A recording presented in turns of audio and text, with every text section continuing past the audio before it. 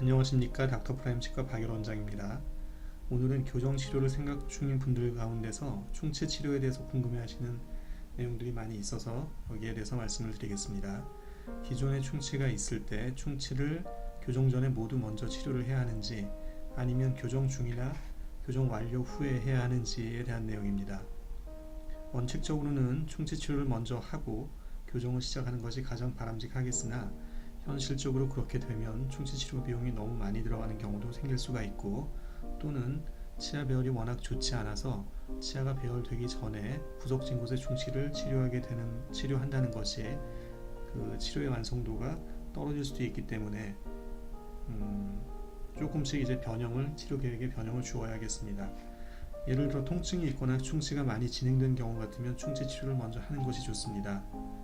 예를 들어서 신경치료가 필요한 치아가 있을 수도 있는데, 이럴 때는 먼저 신경치료를 하고 신경치료 후에 필요한 씌우는 크라운 같은 치료는 교정 끝나고 난 다음에 하는 것이 좋습니다. 왜냐하면 교정치료 후에 위아래 치아의 맞물림을 정확히 하기 위해서는 치아 이동이 다 되고 난 다음에 씌우는 치료를 할 때 위아래 형태에 맞춰서 씌우는 그 보철물의 형태를 맞춰줘야 하기 때문입니다.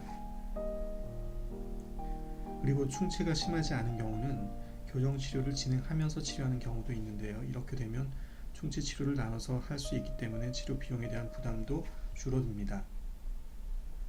중고등학생 이하의 경우는 충치 치료를 먼저 하는 것이 좋고요. 나이로 봤을 때는 성인들은 아이들에 비해서는 충치 진행 속도가 다소 더디기 때문에 조금 여유 기간을 가지고 해도 되겠습니다.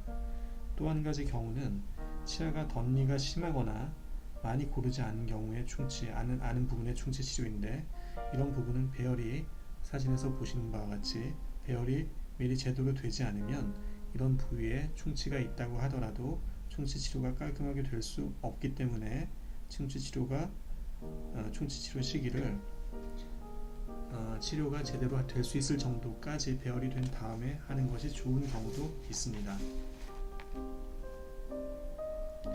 그리고 교정하는 치과에서 충치 치료를 같이 치료하는 경우도 있고, 따로 타 병원으로 의뢰하는 경우도 있는데, 같은 치과에서 하는 경우는 크게 문제가 없으나 다른 치과로 의뢰하거나 하는 경우는 교정하는 치과와 충치 치료하는 치과 사이에 그 환자분에 대한 정보의 공유가 필요합니다.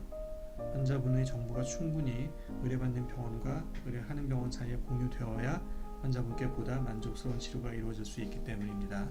사진을 잠깐 보시면 이처럼 치아 배열이 좋지 않은 경우가 있는데, 이럴 때 이분의 경우는 이 치아를 발치할 예정입니다. 교정 발치죠. 하고 나면은 여기 사이에 숨어있던 충치가 이렇게 보입니다. 이분은 통증도 없었고 양치도 열심히 했지만, 이렇게 구석진 곳에는 배열로 인해서 구석진 곳에는 양치가 제대로 되지가 않죠. 그래서 이렇게 이 치아를 빼고 봤더니 여기 치아가 이만큼 상당히 많이 썩어 있었습니다.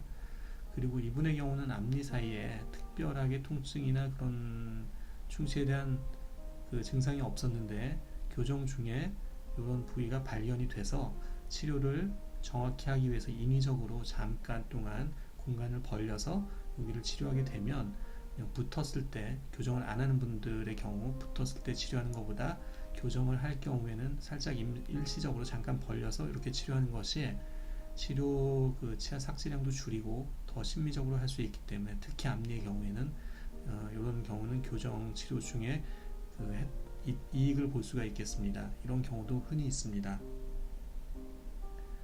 이상으로 오늘은 치아 교정 전후의 적절한 충치 치료 시기에 대해서 말씀드렸습니다. 닥터프라임 치과 박열 원장이었습니다. 감사합니다.